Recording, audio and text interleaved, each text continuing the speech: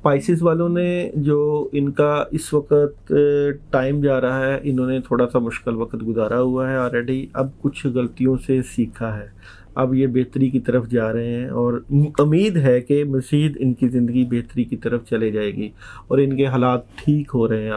अब बेहतरी के मामलात हो रहे हैं, परेशानियों का मामला आस्ता आस्ता ख़त्म होता जा रहा है और जो महज़ असरात थे वो भी ख़त्म होते जा रहे हैं। जो ज़िंदगी का मकसद था, इनको वो मकसद मिलता हुआ नज़र आ रहा है। कोई ऐसा काम जो ये शुरू करेंगे या एक ऐसी चीज़ जिसकी तरफ ये जाना चाह रहे हैं, वो उनका जो है वो मकसद वो कामयाबी की तरफ चला जाएगा। प्रेशर कम होगा और जो पीछे कंटिन्यूस प्रेशर चल रहा था उससे ये बेहतरी की तरफ आ जाएंगे और मामलात में काफ़ी हद तक बेहतरी आ जाएगी।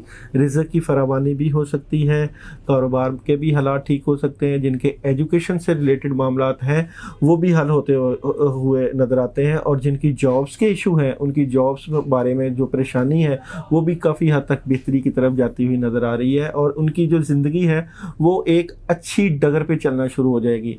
थोड़ी सी जो परेशानी है उसके लिए ला इलाहा इल्ला अंता सुब्हानका इन्नी कुन्तु मिनज़ ज़ालिमीन 110 मरतबा इशा के बाद पढ़ें और किसी मीठी चीज़ का सदका दे दें, तो काफ़ी हद तक मामलात बेहतरी की तरफ चले जाएंगे। अभी परेशान होने वाला वक्त नहीं है, जो परेशानी थी वो काफ़ी हद तक गुजर चुकी है।